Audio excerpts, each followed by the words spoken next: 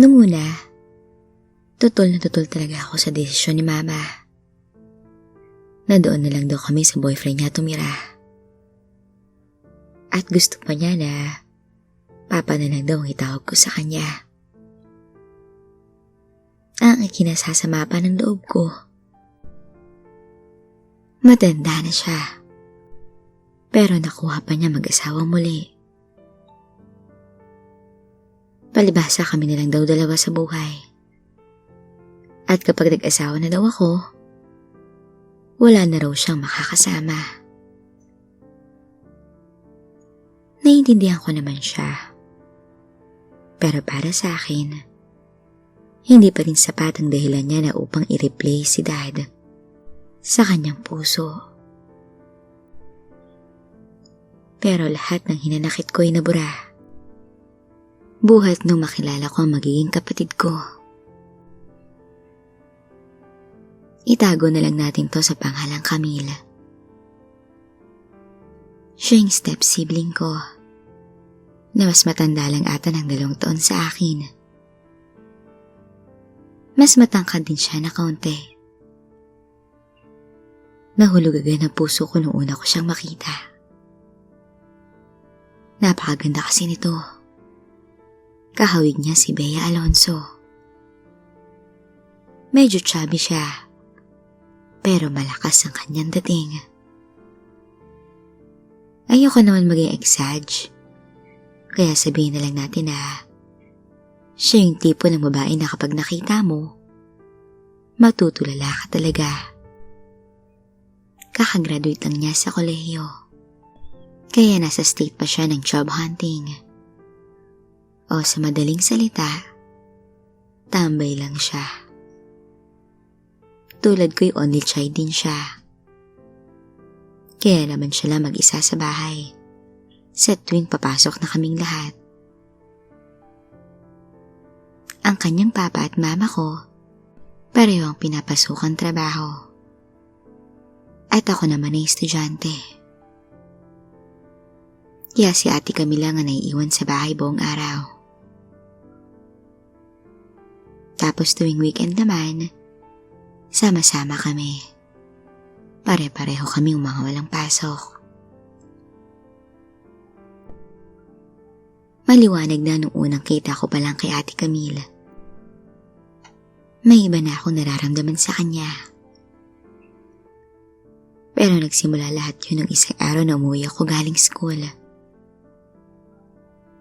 Bandang hapon noon, nadatnan kong bukas ang pintuan. Akala ko nung unay dumating lang si na Mama. Pero bigla akong naalala na nag-text pala siya sa akin na gagabihin daw sila ni Papa.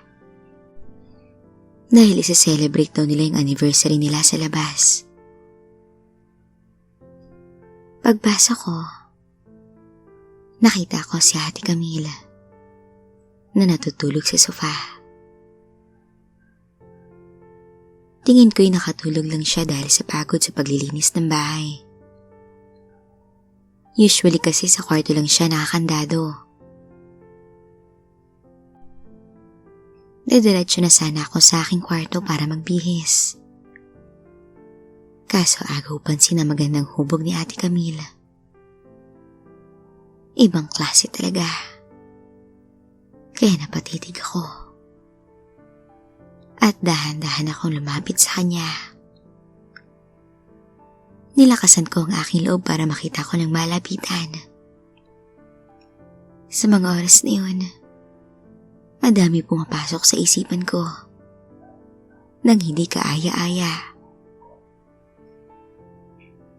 At maya-maya lang ibigla ako napatras dahil napansin ko na gumalaw si Ate Camille.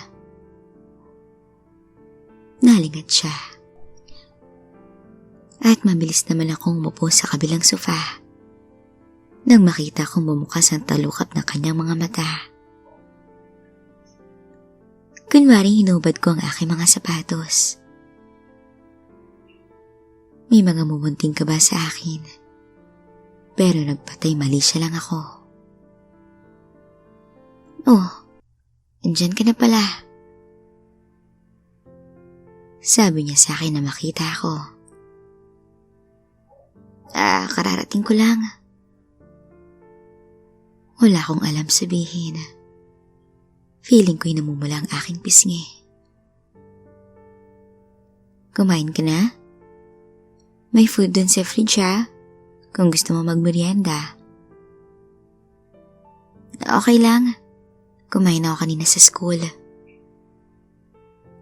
Mabilis na sagot ko sa kanya. Bumangon siya at inayos ang sarili. Nakatulog na pala ako? Anong oras na kaya? Dinukot ko naman ang aking cellphone upang tingnan ang orasan. 5:36. Maiksing sagot ko. Naku, kailangan ko na pala magluto. Hindi na. Nag-text si mama kanina. Ipang te-takeout na lang daw nila tayo ng food. Ay, oo nga pala. Ang totoo, medyo nailang pa kami ni ate kami sa isa't isa. Yung hiya ba na hindi kami komportable? O ako lang to, dahil may iba ako nararamdaman sa kanya. Parang bagitong mahihain sa tuwing may kita yung crush niya.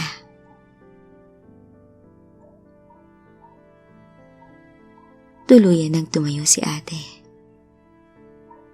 Maiwan na muna kita. Maliligo lang ako Paalam niya. At naiwan na ako sa sofa. Nirelax ko ang aking likuran. Habang nakapikit na nakasandal sa sofa. Hindi talaga mawaglit sa isip ko ang magandang nangyari kanina. Kaya bigla ko naalala yung pinanood namin mga kaklase ko. Alam niyo na kung ano yun. At habang pinapanood ko yun, nagulat na lang ako na may biglang humawak sa aking cellphone. At hinablot ito. Ano pinapanood mo, Si Ate Camila. Hindi pa pala siya nakakaligo. Inagaw niya sa akin ang aking phone. At akmang titignan niya na sana ang aking pinapanood. Kaya nataranta ako. At napatayo para habulin ang aking cellphone.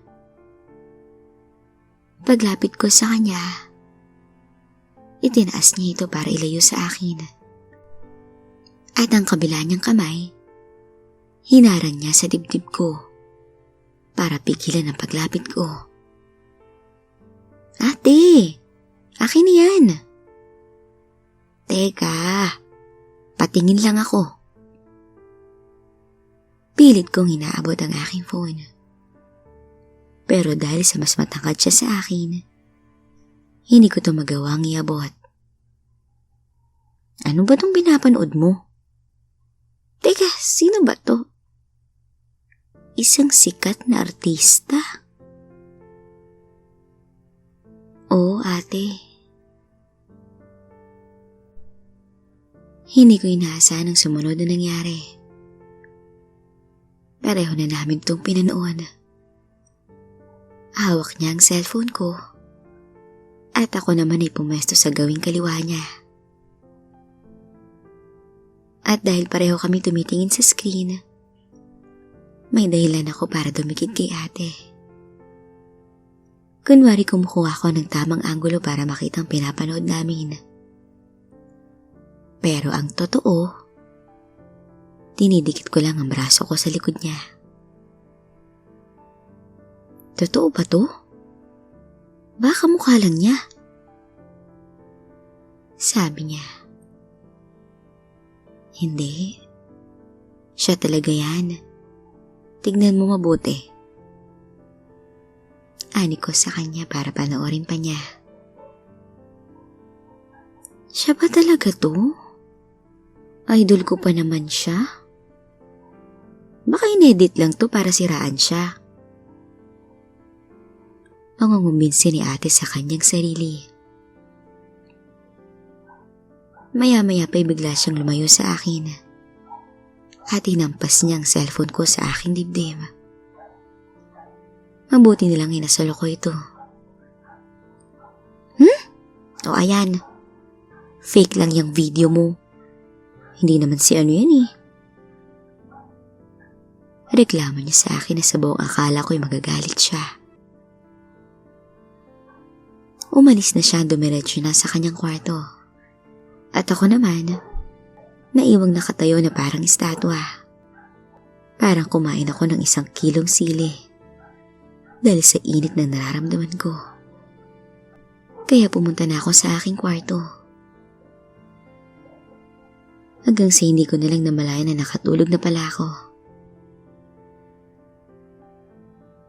At paggising ko, napalingon ako sa bandang bintana. Madilim na pala. Kaya bumangon ako para magbihis. Tiningnan ko ang aking cellphone at binuksan ang nag-message sa akin. Si Mama. Bukas na daw sila uuwi. Dahil sinurpresa daw siya ni Papa sa Diamond Hotel. At doon sila magpapalipas ng gabi. Yun pa naman ang gusto ni Mama. Yung tinatrato siya na parang prinsesa. Pumunta na ako sa kusina para kumuha ng tubig. Uhaw na uhaw kasi ako pagising ko. Feeling ko tuyong-tuyo ang aking lalamunan. Pagbukas ko ng fridge, bigla akong minaramdaman na naglalakad sa aking likuran. At paglingon ko, si Ate Camille. Suot pa rin niya yung damit niya kanina. At merong towel na nakasampay sa kanyang balikat. Hindi ka pa rin nakakaligo? Tanong ko sa kanya habang sinasalinan ko ng tubig ang aking baso. Hindi pa eh. May ginawa kasi ako sa kwarto ko. Sagot niya. Saka siya dumiretso ng banyo. Nag-text pala sa akin kanina si Mama. Muntik pa akong mabulunan sa tubig nang marinig ko magsalita ang aking ate sa likod. Bumalik pala siya. Hindi daw sila uuwi ngayong gabi. Patuloy niya. Oo. Nag-text din siya sa akin. Para magjowang teenager lang Pagbigyan mo na. Ani niya sa akin. At umupo muna siya sa aking tabi. Siya nga pala. Pansin ko parang ayaw mo sa relasyon nila. Nagulat ako dahil hindi ko inakala na mag-open siya sa akin. Hindi naman sa ayaw. Nabibigla lang siguro ko sa bilis ng pangyayari. Ganun ba? Alam mo si Papa, ngayon ko lang ulit nakitang sumaya at sumigla. Mula nung makilala niya ang mama mo. Talaga? Tingin ko tama siya dahil ganun din ang nakita ko kay Mama. Oo, mula kasi nung iwan kami ni Mama, lagi na lang siyang malungkot. It seems to me that your mom is his perfect remedy. That he's fully recovered from his heart's damages. Iba talaga nagagawa ng love pill. Ani niya sa akin. Ngayon ko lang nalaman ang mga bagay nito. Mukhang tama siya. Dahil ngayon ko lang din nakita na nakarecover si Mama mula nung namatay si Daddy. Sana dumating yung araw na matanggap mo rin yung relasyon nila. Pagbigyan mo na sila sa sarili nilang kasiyahan. Pagkasabi niya noon, tumayo na siya at muling tumungo sa shower room. Ate Camille? Nilingon niya ako. Sana seryoso ako. At seryoso din siya. Sana makaligo ka na this time. At nagtawanan lang kami. Gumaan ang pakiramdam ko sa sinabi ni Ate Camila. Hindi lang siya maganda. Intelihente pa. Lalo tuloy tumindi ang paghanga ko sa kanya. Habang nakaupo, napaisip naman ako sa mga sinabi ni Ate Camila. Totoo nga na masaya si Mama sa piling ni Papa ni Ate Camila. At mukhang okay naman makisama to, pati na ang kanyang papa. Kaya nagpasya na ako na tatanggapin ko na ang gusto ni Mama. Basta kung saan siya liligaya at hindi na malulungkot pa. Ngunit sa kabilang banda, pumasok din sa isipan ko nga kaibang nararamdaman ko kay Ate Camille. Alam ko naman na paghanga lang ito. At marami pang pumapasok sa isipan ko na hindi dapat. Dahil magiging kapatid ko na siya in the future. Anong dinner natin? Tanong ni Ate paglabas niya ng banyo. At ako, nakaupo pa rin sa isa sa mga dining chairs. Naamoy ko agad ang halimuyak ng shampoo sa mahabang itim na buhok ni Ate na kanyang sinusuklay. Ikaw? Patanong kong sagot. Ako? Ako dinner mo? Bigla naman nanlaki ang mga mata ko dahil nagulat talaga ako sa narinig ko. Pero nung makita ko siyang tumatawa, alam ko nagbibiro lang siya. Ibig kong sabihin, Ate, ikaw na ang bahala kung anong gusto mong dinner. Pagpapaliwanag ko. Okay. Sagot niya habang nakangiti at nagsusuklay. Maya-maya lang ay lumapit siya sa akin. At pinatong niya ang isang kamay niya sa balikat ko. Nagkatinginan kami. Ang gusto ko sana, ikaw. Bulong niya. Napalunok naman ako sa narinig ko. Ako? Kumpirma ko. Tapos doon ay tumawa siya ng malakas. Oo, ikaw. Ang gusto ko sana, ikaw na lang ang mamili kung anong dinner natin. Pinagloloko niya lang pala ako. Pero kahit na gano'n, iba pa rin ang dating nito sa akin. Iba na ang timpla ko.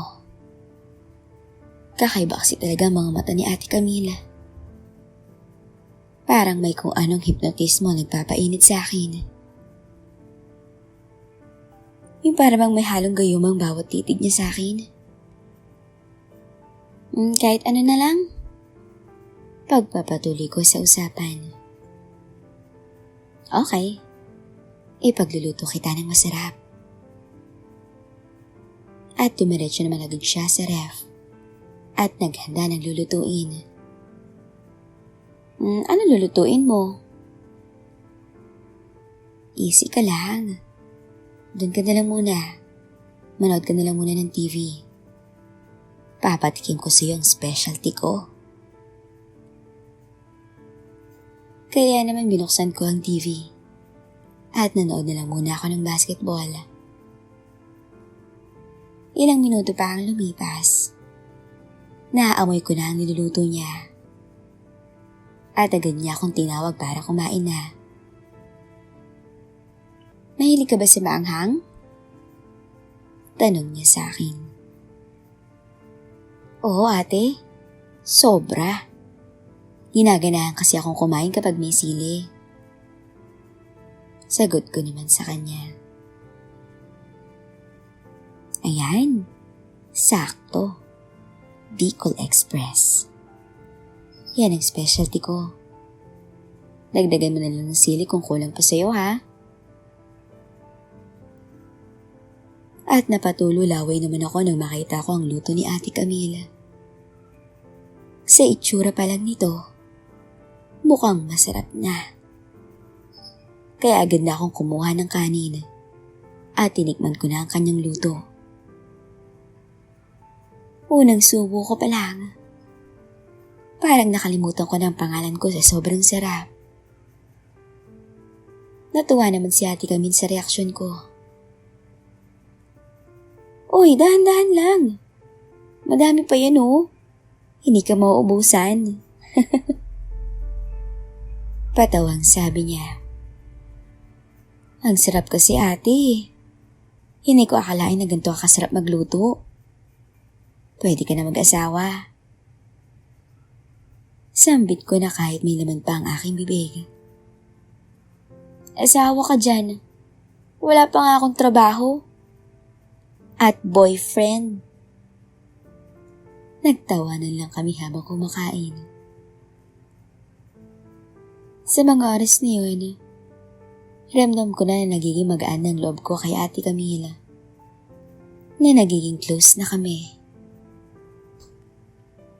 At pagkatapos namin maghapunan, niligpit ko agad pinagkainan namin.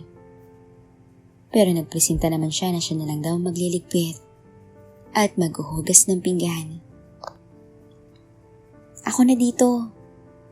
Magpahinga ka na lang sa kwarto ko. Sa kwarto mo. Pagbibiro pa niya. Hindi ko natuloy alam kung sinasadya ba niya yung ganong klaseng biro. Ang dating kasi sa akin, parang nagpaparandom siya at nagpapahiwatig. Lalo na iniisip ko na kaming dalawa lang ngayon sa bahay na to. Walang ibang tao, kundi kami lang dalawa. Ayoko namang magpadalos-dalos. Kaya pumunta na lang ako sa kwarto ko. At pagtingin ko sa orasan, mag-alas 7 pa lang ng gabi. Maaga pa para matulog. Kaya nanood na lang muna ako ng DVD. Dahil total, holiday naman bukas. Kaya isinalang ko na lang uli yung Pitch Perfect 4 na pinahiram sa akin ng kaklase ko. Wala naman akong ibang mapapanood kaya pinagtiyagaan ko na lang yung panoorin ulit. At sa kasarapan ko ng panonood, may biglang pumasok. Si ate. Anong pinapanood mo? Yung ano na naman? Sabi pa niya. At umupo siya sa gilid ng kama ko. Sa tabi ko kung saan ako nakadapa. Hindi no. At dinampot ko yung DVD case sa tabi ko. Eto. Oh my! Pitch Perfect 4! Hiyaw niya na makita niya ang case. Hindi ko pa nga napapanood yung part 1 and part 2. May 4 na. Kanina pa ba? Medyo. Mga 30 minutes. Naku, i-rewind mo muna. Papanoorin ko rin. Wag na. Andyan eh. Sige na. Paano ko maintindihan yan? Simulan na lang natin ulit. Pangungumbinsi niya. Akmang dadamputin niya na sana yung remote. Pero inunahan ko siya. Akin na yan! Hindi. Pagtanggi ko sa kanya. Hindi ko alam kung bakit nakikipagtalo pa ako sa kanya. Samantalang napanood ko naman yung pelikula na yun. Siguro dahil gusto kong gumanti sa pang-aagaw niya sa cellphone ko kanina. Akin na sabi Humiga ako ng tuwid para ma-extend yung kamay ko. Habang hawak yung remote, pilit kong inilalayo talaga sa kanya. Hanggang sinagulat na lang ako nang bigla siyang sumampa at nakipag-agawan sa remote. Magkalapit na ang mga mukha namin. At bigla kami nagkatinginan. Ayaw mo talagang ibigay? Seryosong tanong niya sa akin. At ako, umiling-iling lang. O sige, kapag hindi mo binigay yan sa akin, hahalikan kita. Nabangiti lang ako sa tinura niya. Kaya mo ba? Tanong ko. Ha? Tingin mo hindi ko kaya? Bakit? Gusto mo ba halikan kita, ha? Ate mo ko, ha? Magsasalita pa sana ako pero laking gulat ko na lang na bigla niyang inilapit ang labi niya sa akin. Hanggang sa napapikit na lang ako. Nagulat ba kita? Tanong niya sa akin. Hindi naman ako makasagot. Dahil para akong tinunaw na ice cream. Hanggang sa naging mainit na ang mga tagpo. Hindi ko na rin pa napigilan ang sarili ko. At nadala na rin ako sa bugso ng damdamin. Hanggang sa pareho na namin naabot ang sukdulan. Hindi ko akalain na pareho pala kami ng nararamdaman ni Ate Camille.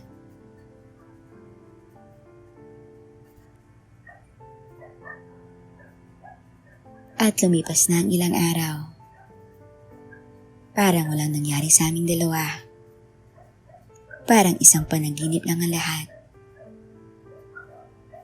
Hindi man naulit yun. Naging daan naman to sa closeness namin bilang magkapatid. Natanggap ko na rin ang relasyon nila mama at papa ni Ate Camille. At ngayon, masayang-masaya kami sa bago naming pamilya. At syempre, kahit pa paano, umaasa pa rin ako na isang araw, mapagsaluhan ulit namin ni Ate Camille ang init ng isa't isa.